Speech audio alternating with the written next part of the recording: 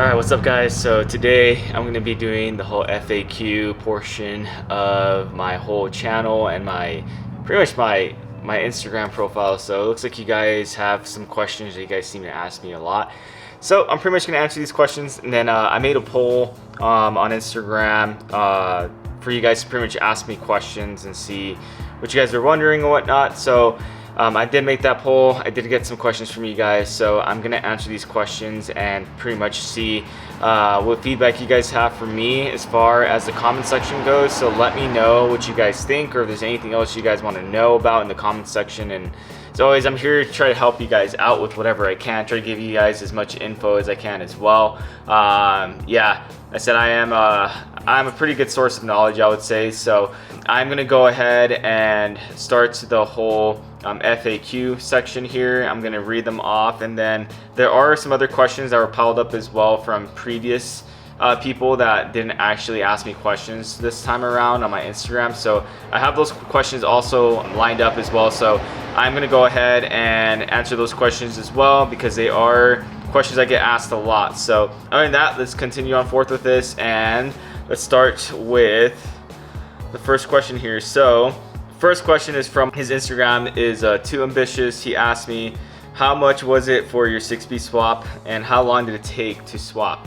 So I actually lucked out with my 6-speed transmission at the time when I got it. So the 6-speed I ended up getting with, I got it for $2,400. I got the 6-speed, I got the drive shaft, I got axles, spindles, and I got the rear diff with it too. So pretty much the whole 6-speed setup was $2,400. So that's pretty much what it costs. Now you need to take into consideration that you're gonna buy a clutch for it as well. So when you do end up buying a clutch, that's gonna be like another like $300 to $800 depending on what type of clutch you get. The clutch I did get was a twin disc, so it was an XD twin disc.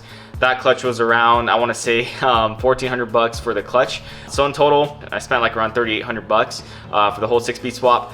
And as far as like how long it took me, it really didn't take me all that long. If I were to put like man hours into how long, as far as like man hours went, probably only took me like, I don't know, maybe 3 to 4 hours at most. Then again, I did have a helping hand with me as well, so that did make the process a little bit quicker. If I didn't have the helping hand with me, probably would have taken me a day, to be quite honest. But yeah, other than that, 6-speed swaps really aren't that hard if you have all the parts that you need. Just remember that if you have a GC, if you go from 02 to 07 6-speed, you'll be perfectly fine, and there's not really much modification you need to do. Now if you go from an 08 plus, those don't use the speed sensors inside the trans anymore, so they actually need to use your ABS speed sensors to read how fast you're going.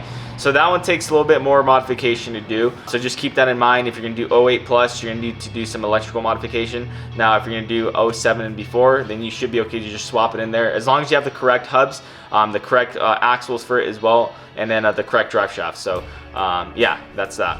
All right, so my homie Dylan, he asked me, why are head gaskets? I mean, why not? Come on, dude. Obviously, head gaskets on Subarus are so prone to being blown, or at least people saying that they blow out all the time. It is true with the older models for sure. Head gaskets were a really huge issue. Since I do work at the dealership, I work at the Subaru dealer over in Aurora. I am a service advisor, so I do see a lot of the repairs there. It looks like it's no longer head gaskets, and it looks like it's more like cam carriers and timing cover leaks. So I guess there's that. So head gaskets, why? Because why not? So this is going to be MNTLBNA. He has a really crazy wide body, World Rally Blue. I believe that's what the color code is, RS Coupe.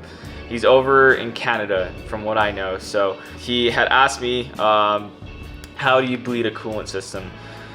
Okay, so I helped this dude out over the DMs on how to bleed out his coolant system. So Subaru coolant systems are kind of a pain in the ass to bleed, okay? So just bear in mind that Subaru coolant systems are not easy to bleed.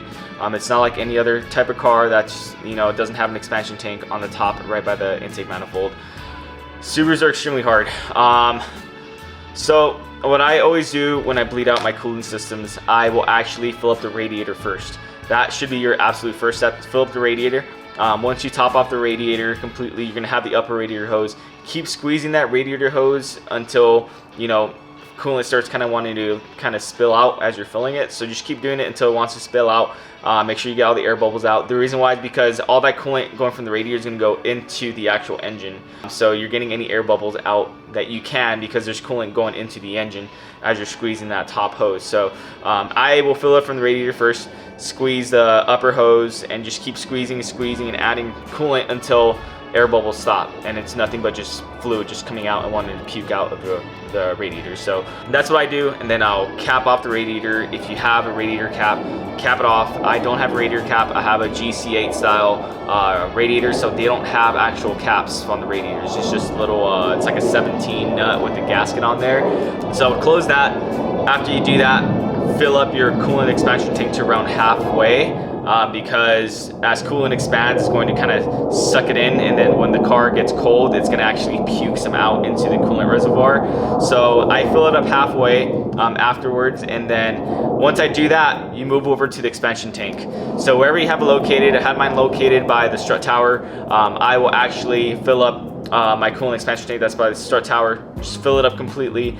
For that, you're gonna keep filling it up, and you're gonna start doing the same thing with the radiator hose. You're gonna start actually squeezing it, because all that fluid going to the expansion tank is going into your engine, and from the engine is going down to where your thermostat's at. So that is pretty much supposed to be your highest point of the coolant system. Remember that the expansion tank is your highest point, okay? So that is gonna be the most crucial, that you keep full and free of any like air bubbles or anything like that. So keep topping it off. Keep pressing and squeezing that upper radiator hose until you see no more air bubbles coming out.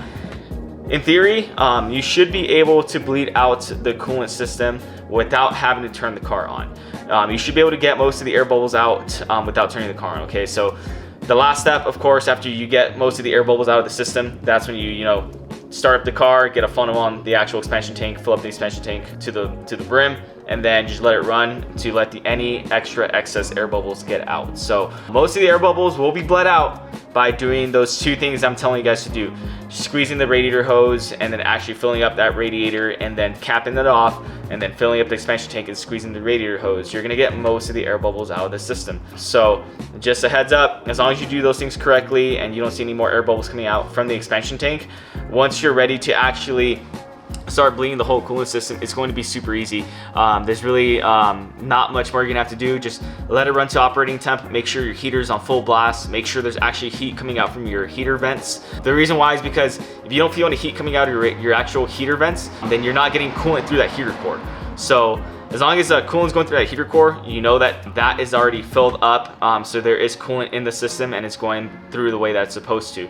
So pretty much just let your car run to operating temp. Radiator fans will kick on like at around 205 degrees. The second, I believe, doesn't kick on until you hit 215 or you use your AC. So make sure that you run your car to operating temperature. It's gonna take like 10 to 15 minutes. If you need to, rev your car out to like 2.5K if needed. That's if your engine's broken in. Rev it out to 2K, 2.5K to kind of speed up the process. And then once your radiator fans kick on, that is when your thermostat should be open. Check your lower radiator hose, make sure that is hot. And then once that is hot and you don't see any more air bubbles coming out through the funnel, then you're pretty much clear. That's all there is to it when it comes to bleeding out a Subaru coolant system. So just remember, radiator, top that off completely first, and then top off your overflow tank to halfway, and then you're gonna top off your expansion tank completely, and then that should be pretty much it. If you have an air oil separator, that's gonna be your last step, okay? Once you get all the air bubbles out of the system, there's no more air bubbles coming out of your expansion tank, you're gonna cap that off after. Now, after you cap that off, there should be either like an Allen, there should be like some type of Allen or some type of way to bleed coolant from your air oil separator. The air oil separator is going to be your last point, because the air oil separator is usually going to be higher than your expansion tank. That usually is going to be like the very, very highest point of your coolant system, if you do have one and you have it located in the correct spot. So after that, the last step is going to be to open up that little bleeder screw. If you have the V3, I think V2, you have to like loosen up one of the hoses, and then it'll start dripping out through one of the hoses. I think it's the very top one for your coolant. Let the coolant bleed through. Once you see nothing but just coolant bleeding through the air oil separator, then you know that your coolant system is done bleeding. The reason why is because once you get all the air bubbles out, nothing but coolant is going to come out from the air oil separator. And I got that from IAG's website, so I went ahead and followed their process. As soon as I saw coolant just coming out, I kind of let it drip for like around like 5 to 10 seconds, and then I capped it off. and then that was pretty much it. I didn't have to do anything else from there. So yeah, so that's pretty much it for when it comes to actually bleeding your Subaru coolant system. All right, and then off to the next question. So this is from Robzilla. So he asked me, if you could go back in time and do something differently, what would it be? That is a very good question. There's so many things I could have done differently, but then again, there's a lot of things that I wouldn't do differently because I'm actually pretty happy with the spot I'm at in life right now. So if I could go back in time, I would definitely do my finances a lot different. I was spending my money on a lot of stuff I really didn't need to spend my money on. Like I was just buying a lot of dumb stuff. If I had to, really, I would honestly change that more than anything. As far as like the route I took with like the way that I handled my life, like I think it all went pretty well. I started working pretty much at the age of 16. I got into the automotive field at the age of like 17. And that pretty much like was kind of like the path I wanted to take, was just kind of like the automotive route, if not the music route. So, I mean, if I were to do anything differently, like it would honestly be with music. I think I would have done a little bit more creative stuff with music, probably created more tracks and whatnot. That would be pretty much like the only thing that I would change, is probably just focus a little bit more on music, because that like was one of those things that I wasn't really focusing on. And the main reason why I wasn't really focusing on that stuff is because like I had to keep moving. Like I wasn't really staying in a steady spot, so I wasn't really feeling comfortable to like produce music. Like I wasn't really in the mood to be making music. So if I were to like do anything differently, I would say music would definitely be one of those things that I would have focused on a little bit more. Nowadays, like I still play the guitar and whatnot. I mess around a lot. Like I don't really take music too seriously. I mess around a lot. I create tracks. Most of the audio that you guys hear on my YouTube are tracks that I actually make. So I create a lot of tracks on my downtime, but definitely, I think if I were to change anything, I would focus on music more. I would have focused on my photography more, and that'd be pretty much it. I mean, as far as the automotive stuff, I'm doing really well for myself in the automotive field. So honestly, like that would be pretty much it. There's not really anything else I would change. Like, I don't know. Honestly, like sometimes like I did regret coming to Colorado. Like I was like, man, like I should have just stayed in California and just, you know, just done it up there. But honestly, like with the way like everything turned out, like I'm not really upset or unhappy or disappointed with the way that my life went. So yeah, I mean, there's not really much I would change. So yeah, I mean, that would be pretty much it, my man. So how are those seats? From _MM. Honestly, the Recaro seats are nice. I'm not gonna lie. They're a little tight on the ribs. Like I said, this right here is my old seat that I had on the driver's side. I do like the Recaros a lot. I'm not going to lie. These by far are my favorite. The passenger side is an SPG. I had an SPG before. If I were to choose comfort over functionality, I would definitely choose the SPG in the passenger side than the SPA that's in the driver's side, because the SPA is a little bit too aggressive and it can be kind of annoying. My left leg is starting to get numb a little bit. I don't think it's because of the car or the seat itself. It's just having a twin disc clutch, especially like I have the heavy duty one, so it has a really heavy pressure plate. I can't remember what pound pressure plate it was, because I think it might be like an 800. I don't recall exactly, but it's the heavier pressure plate that's on my twin disc. So like it's really hard to press down in the clutch, and like it makes my foot really tired. So I'm not really sure if it's the seat or if it's me. I feel like I got less exhausted driving the car with this seat than I did with the Recaro. So other than that, I mean, I would say the seats are doing really well. Obviously, the most annoying thing I would say are the Takata harnesses. The reason being is because you got to make sure you do everything in your car before you strap up. The reason being is because it's not like a seatbelt where you can just like pull it and then it retracts and whatnot.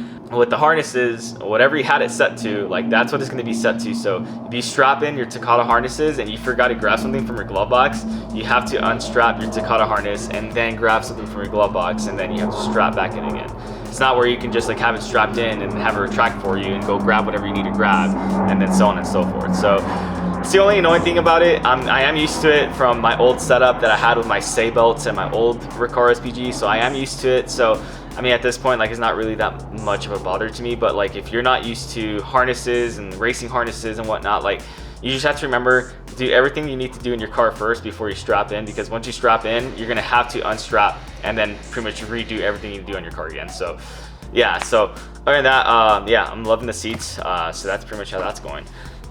All right, so I have another one here. So underscore Moriarty Media underscore 6-speed specs.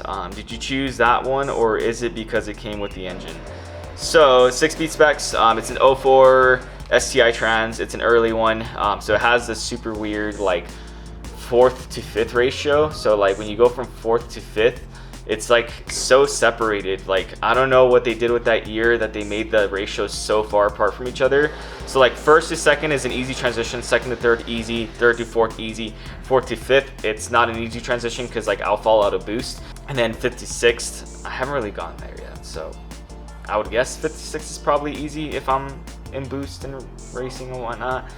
I haven't gotten there yet. I haven't gone that fast yet. So yeah, so it's an 04 STI trans. I did not get it with my engine. I bought the transmission completely separate. The engine I have is an IAG stage 3 block, which is stage 5 nowadays. So obviously I didn't get the engine with the trans. I didn't get them both together. It'd be awesome if I did, but I did not. Regardless, I got a good deal on the trans. So yeah, that's pretty much the 04 STI 6-speed that I have. It's a nice trans. It is on the higher mileage side. I think it had like 140 or 150k when I got it. So I'm not trying to run that for too much longer. It's going to be the same casing that I'm going to be doing, of course, but I'm going sequential when I move to Texas. So when I get to Texas, hopefully like around, I would say probably September or October, whichever one of those 2 months, hopefully I'll be able to have the funds to start sending this thing out to ZF Design here in Colorado to get that built and get a sequential done, because I'm gonna have ZF Design build that trans. So those gears are not gonna be staying in there for much longer. Like I said, it's kind of, it's a little crunchy to drive. Like 1st is a little hard to get into, 2nd feels a little rough, then 3rd and 4th feel okay, and then 5th, I don't really like the way 5th feels, and 6th gear is perfectly fine. Sometimes it'll like, it won't grind, but it feels like mushy getting into 4th gear. So that's pretty much all I have on that trans. But all right, happy with the trans. 4th to 5th gear ratios could be a lot better. That's why if you want the better ratios, I believe it's the 06 or 07 STI trans that has that perfect 4th to 5th ratio. If you want perfect ratios from 1st all the way to 6th, just go for like the 06 to 07 STI trans. That is absolute perfection if you want an H pattern trans. So yeah, just food for thought. Next question, let's see here. How much did those seats set you back? This is gonna be from my homie Jeremy. Let me pull up his Instagram real quick because I cannot recall what his Instagram was. Let's see here. So his Instagram is RH9GF8. He has a crazy wagon, GF8 wagon. It's fully built. It's a crazy looking wagon, and it's fully built, man. It's got a rotated setup on it, flipped manifold just like me. Like, yeah, that GF8 is awesome. So yeah, how much did the seat set me back? He's been wanting to try and get a set of ProDrive carbons, but it looks like he's having issues getting a set, but the Recaros are. So the seats, how much were the seats? So the SPA I got for 1K. I remember that. I got the SPA for 1K. I got it from some guy in Golden. He actually does Pikes Peak racing in a Tesla. So he has a Tesla that he races up in Pikes Peak. So I ended up getting that SPA from him. And then as far as the passenger side SPG, I got that one for $750, and that was shipped. I did get that used, of course. I didn't get that one new. Both of them are technically used. The SPA was never used in his track car, and then the SPG was used, so I guess the SPA is pretty much new. The tags are expired for racing, so they're not approved. Yeah, so that's pretty much that with the SPA and the SPG. I would say $1,700 is what that sent me back. Yeah, definitely way more expensive if you buy like brand new. Let's see here. Are my quarters rolled by its_grande? Yes, my quarters are rolled. Fenders are rolled, quarter panels are rolled. Not only are they rolled, they are pulled. It's extremely aggressive as well. It's not just like a minor, like, oh yeah, I'm just gonna roll them and just pull them a little bit. No, they are pulled quite a bit. So if you are trying to run 17x9s and on the setup that I'm running, you're gonna have to pull them quite a bit. It's not just gonna be like a tiny roll, like you're gonna have to really pull them and roll them. So yeah, either you get flares, you get a wide body, or you really pull the hell out of your quarters. So yes, my quarters are rolled and they are pulled, to answer your question. I have another one from The Real Guitar Zan. How do the HIC window visors fit? They fit perfectly. I have no issues with them. I had an issue with the driver's side. That was completely my fault. That was user error. When I installed the driver's side visor, I set it up a little too low. So like at first, my window was clearing perfectly when it was rolled all the way up. And I guess like as it got hot outside and it heated up, it kind of settled. And then my window started hitting the actual visor. So what I did is like I relocated the visor just higher, and I looked at the pictures and it's supposed to be at the highest point. So I put it at the highest point that my actual trim goes to, and pretty much just reinstalled it, and no more clearance issues. So to answer your questions, they pretty much, it fits perfectly. Like I don't have any issues with them. And the reason I went with HIC over the OEM Subaru ones is because me and my homies, we had done like this whole group order, so we got like a discount from HIC. So we went ahead and got like a 10% or 15% discount off the visors. So we just all ordered them together, and it came out to like, I don't know, 70 bucks or something like that, or 75 bucks. So that's why I went with HIC. That's why I didn't go OEM Subaru. I mean, 200 bucks for some visors, like, come on, like, why would, I understand people like buying stuff that is like super rare and like super unique and OEM stuff, but like 200 bucks for a set of rain visors, like I don't know if I could justify that. So yeah, I think right now they're like 100 bucks for HIC. So I mean, save the money, just get HIC visors. They're just as good. They're tinted. Like, yeah, just go HIC. And I think that was pretty much it from the Instagram poll. So now I have another set of questions that I've been asked before. So what is my paint code? I don't know the exact paint code to the car, but I know the paint color. It's an OEM Subaru color, so it's what the RSs came with. There is, I think, the Diamond Pearl and then the Mica Pearl. So the color that I repainted mine is the OEM color that it came with. So it's the Subaru Black Mica Pearl. So it has like red or like violet-y kind of pearls in it. So that is my paint color. It's the Subaru Black Mica Pearl. So that is pretty much that. Other question, how I get this question all the time. I think I get it at least 3 or 4 times a day. I'm serious, like every single day I get this question. What size are your wheels and tires? I'm just gonna start like directing people to this video just for the sole purpose to answer your guys' questions. So my wheels are 17 by 9 wide. They are plus 45 offsets. The tires I'm running are 255 40 17s. That's all there is to it. I am running a little bit of camber. I'm running like -2 camber, and that's it. So to answer your question, that is my wheel and tire setup. And I went ahead and gave you guys the alignment spec, -2 camber. Roll and pull your fenders as much as you can to clear those wheels, because you're not gonna have a fun time trying to clear those wheels and those tires. I promise you. I know there's like 2 people after me that ordered the same wheel and tire setup, literally RPF ones on silver with 255 tires, literally the same wheels as me, same wheel setup, and they're not having a good time trying to clear them. You're gonna have to pull those fenders, like realize that you need to do a lot of work to get those wheels to clear. I still rub, okay? I don't rub while I'm actually driving. I'll rub on like bumps every once in a while. So like you're gonna be rubbing, you're not gonna have a fun time. Just be aware, like I made it work. Yes, I made it work. Just be aware, like it's gonna be tough to make it work. 17 by 9 plus 45, 255 40 17s. So that is my wheel and tire setup. Good luck if you're trying to fit those under your car. Just good luck. What else? What wastegate am I on? So I am on a Tile 44 mil wastegate. That's pretty much all there is to that. Eric at Torque Performance is one tuning me, so every tuner is going to have a different, pretty much like a resolution on how the wastegate's gonna act.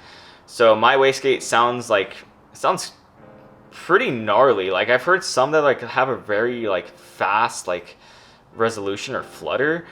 This one he has like in between. It's like midway resolution. So it's like, yeah. So the wastegate flutters like midpoint. It sounds pretty good.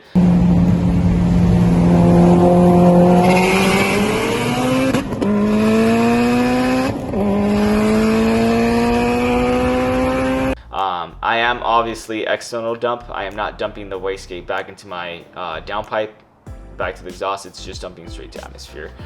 So yeah, Tile 44 mil. That is what I'm running on my car. What headers am I running? I am running CNT headers. They are the V2s. The reason I went with those CNC headers is because my homie had them just hanging around for like super cheap, and I was just like, hey, I'll take them from you. So he's like, all right, cool. And I wanted equal length headers, so they are equal length headers. So CNT V2 equal length headers is what I'm running on my car. Other than that, I mean, there's nothing else special about them. They're just pretty much like eBay special headers, but they're like a step above or two. So they've been working out just fine for me. They haven't been leaking. I haven't wrapped in header wrap, so they're holding up just fine. So there's that. Now, what turbo am I on? I am on a Garrett GTX 3584 RS. That is pretty much a 67 mil turbo that I'm running on the Subi. I was running a 3076 before. It was a Gen 1 Garrett. So it was a Garrett GTX 3076. So I went from a 60 mil to 67 mil. The difference is drastic. It's huge. My 3076, my 60 mil would spool completely at like 4,400 RPMs. This one doesn't hit full boost until like 47 or 4,800. So it's a big difference. If I hit it from first gear, yeah, I'm not getting the thing to spool at all. Not until like 5K. It just like it goes through power band so quickly that the turbo just won't spool enough. And once I get to second gear, it'll like hit full spool like 4K afterwards. So as far as the turbo I'm running, GTX 3584 RS, pretty much just that. It's a 67 mil turbo. So how much power I'm making? I don't know how much power I'm making. I don't. On an E-Tune. What I do know is I am on 26 pounds on the 67 mil. So from what I've been seeing from other people's builds is I should be between anywhere from like 500 to 550 wheel, which is like 650 crank, if I'm not mistaken. So I'm in between 500 to 550 wheel. That's all I know. I don't know exact numbers. I'm sorry. I don't know torque numbers as well. I'm sorry about that too. I wish I knew the horsepower and torque numbers. When I move to Texas, I get the standalone put in there and I get a dyno tune. I'm going to know the numbers. You guys will have that final answer. But as of now, I don't know. So yeah, there's that. All right. The other question is, what would I recommend for 500 horsepower? It's kind of a broad question. I don't know if you're the person that asked me. I'm not sure if you were wondering like 500 horsepower to the crank or 500 to the wheel. It's way different between the two. Because 500 horsepower to the crank is like 400 to 420 wheel. I want to say maybe 380. So that's kind of a broad question. If you're trying to aim for 500 horsepower, okay. If you're trying to hit 500 horsepower to the crank, so which is like 400 wheel, I wouldn't say you have to build the block, but I would recommend it just in case. So just to get you by at least. Definitely do full bolt-ons. So intake, you're gonna want to do turbo inlets, upgraded turbo. You're gonna want to do bigger injectors. I would say like thousands are perfect, or 1300s, which are one of those two. I would do headers are not necessary. I would do catless up pipe, bigger intercooler, and bigger fuel pump. Hardwire the fuel pump, of course. And that would be pretty much all you need to do to hit 500 horsepower. That is if it's 400 wheel. Now, if you're trying to hit 500 wheel horsepower, now that's a different story. If you're trying to hit 500 wheel horsepower, you have to do all those things I just said right now. So intake, turbo inlets, turbo, catless, downpipe, catless up pipe, or you could go catted too. I just prefer catless. And then do injectors, fuel pump. Now you're gonna have to add on to that. I forgot to add that you need a boost controller. So, and then the boost controller, you're gonna want to change out your headers. I would recommend equal length headers. It just gives you smoother power delivery. I would do the cylinder 4 cooling mod. I have not yet installed mine on my car. I really should. I'm neglecting that. Do a cylinder 4 cooling mod. Do a bigger oil pump. You're gonna want to do at least an 11 mil or a 12 mil. ACL makes a really good oil pump for a good price, so I would just do ACL. That's what I'm running on mine. You're gonna want to upgrade your pickup tube, upgrade your oil pan. You're gonna want to, more than likely, you might want to go external wastegate, or you don't want to do that. Do a wastegate and plumb it back to your downpipe. You're gonna want a different wastegate. Control that boost as much as you can. I want to say that might be it. You might want to upgrade your fuel filter. Yeah. And that should be pretty much it. I don't think you have to do anything crazier than that. I don't think you have to go dual hanger setup on that to hit 500 wheel. I don't think so. I think with just a Walbro 450 you might be able to make it. 1300s might be able to make you like hit 500 wheel. I will recommend 2000s. I know it's a really big gap between 1300s and then to 2000s. I recommend 2000s because they idle better, and 1700s they idle worse. The drivability from 1700s is a lot worse. I don't know why. You would expect the 1700s to drive better, but they drive worse. So if you have to go from 1300s and really raise up the injectors, just go to 2000s. The drivability will be better. But yeah, that is pretty much all extra you would need for 500 wheel. Yeah, I would highly recommend a built bottom end. I would definitely do rods, rod bearings, pistons, closed decking if you have the money to close deck. It's always a good idea to close deck. I don't believe it would be necessary. You might be able to get away without having to close deck the block, but I would recommend it. But definitely upgrade the internals. Heads, I wouldn't say you have to build the heads. I would recommend it though to build your heads and do a different intake manifold if you have the funds for it. I don't have a different intake manifold in my car. I'm just trying to get away with it for now until I move to Texas. Once I go to Texas, I'm going to change out to a Process West. But yeah, that would be pretty much it for 500 wheel. Yeah, it's a lot of money for sure. If you're on a 5-speed, your 5-speed is not going to handle 500 wheel for that much. Just heads up, like I hate to break it to you, 5 speeds are not going to last at 500 wheel. You're going to want to go 6-speed. If you have a 6-speed, just get a clutch that can handle at least like 450, 500 foot-pounds of torque, just in case. And then that should be pretty much it for 500 wheel horsepower. So yeah. How long have I had the car for? I've had the car for about 4 years now, in October. So yeah, it's been about 4 years. I got in October of 2018, or was it 2019? I think it's 2018. And I bought it swapped. Engine went out on me after 3 days. Swapped out the engine with another 2.0, and pretty much just went from there. I'm on my 3rd engine right now, so yeah, 3-4 years, just about. I've done a lot to the car, as you guys have seen. A lot of money's been, I wouldn't say dumped into this, but a lot of money has been invested in my car. This car is definitely an extension of myself. It makes me happy. Like, having this car just really makes my days. If I want to go out to drive, I can just drive it and my day's better. So yeah, it's more of an investment than like just dumping money or wasting money on it. Obviously, like the last thing I did to the car was a turbo setup and the bodywork before that. Like before that, it looked like ass. Like it looked like complete ass. So yeah, there's been a lot of money invested in the car. Like there's not really much else I would do to it other than like supporting mods, I would say, like the intake manifold, and I'm going to do a different set of headers, and that should be pretty much it. And then the standalone with the dyno tune. Probably do flex fuel on it too. Flex fuel would be a good idea. But yeah, I'll say 3 or 4 years is about how long I've owned the car for. So that's how much stuff I've done within those years. I've been budgeting a lot for the car. So yeah. All right, are coupes rare? I would say yes. And kind of no, I don't know, they're rare in the sense that you don't see them as much. There were quite a bit produced, so it's like yes and no. Like there were like base models, L's, that were made in coupes in an abundant amount. So it really depends like how you're looking at it. If you're looking at RS's, yes, RS's are on the rarer end for sure. If you're looking at L's and like Brightons, I mean, yes and no. Like, it depends on the area that you're in. With me going to Texas, you don't see these as much. So yes, these are extremely rare in Texas. Like, in Colorado, they're rare, but they're not as rare. If you go to any place within like the Midwest, they're not that rare. Like, you can find them. If you go to Washington, you can find some. California, you can find some as well. They're more abundant than you would find them in Texas. So it's kind of like one of those questions that's hard to answer. Like, it's like yes and no. But for now, would you say yes, they're rare? They're not extremely rare, I would say, but yes, I would say they're rare. Is my Impreza actually a 2.5 RS?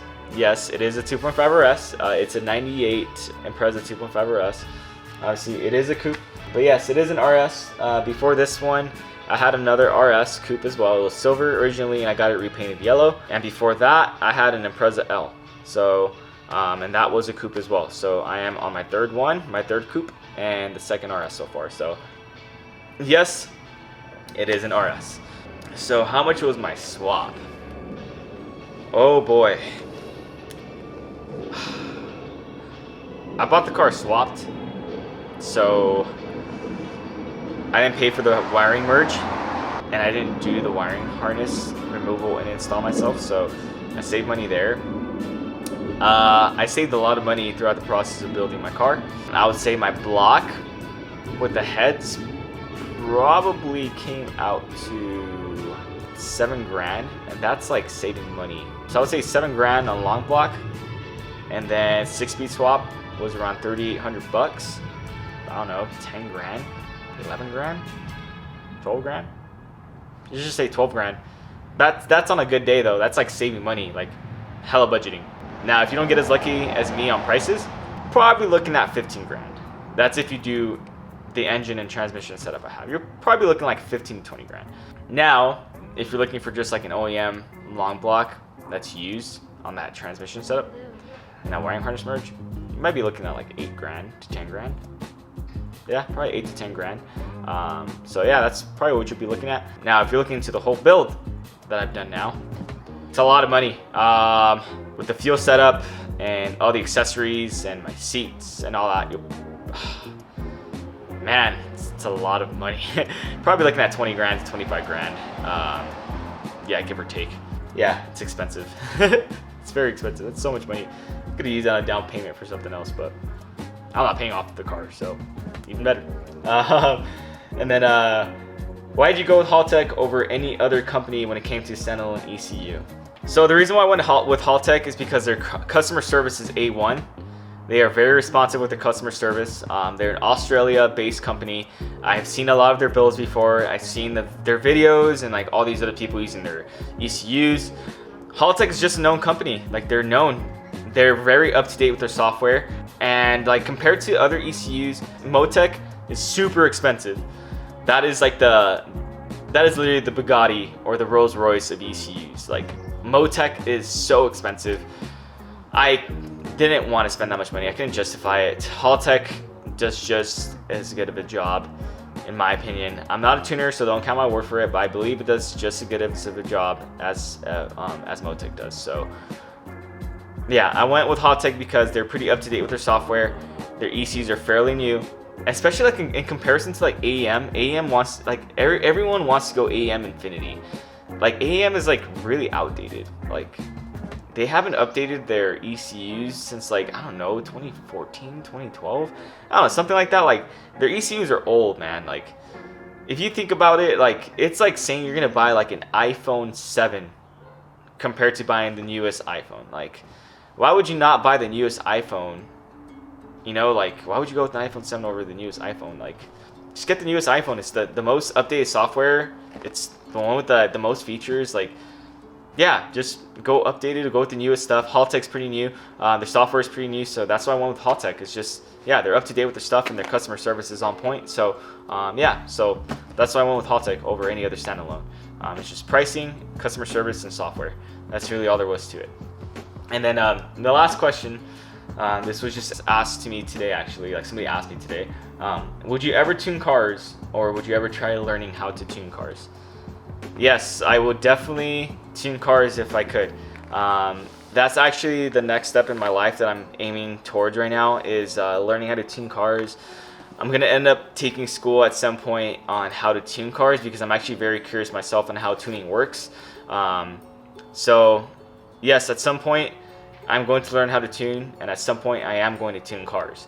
If it's not customer cars, it's going to be definitely my cars. So I'm at the crossroads where like I want to start building other people's cars, but I just don't have the shop to do it, and I don't have the complete capability to do it as well. Like as far as like building engines, like I still want to build some more engines that aren't a liability before I start saying like, yes, let's do it. Let's start building engines for customers, and let's get some clients to do it. Let's get clientele. Yeah, I want to get more familiar with building engines. This one's lasted me a year and a half so far, so I mean there goes that. I mean I built a pretty stout engine. Like the whole setup just works. So yeah, at some point, yes, I am going to tune cars, and I am going to learn how to tune cars. So at some point, yes, that is going to be the last step in my life as far as like the automotive stuff goes, is learning how to tune and tuning. So I know how to build fuel setups now. This was the first fuel setup I had ever built in my entire life.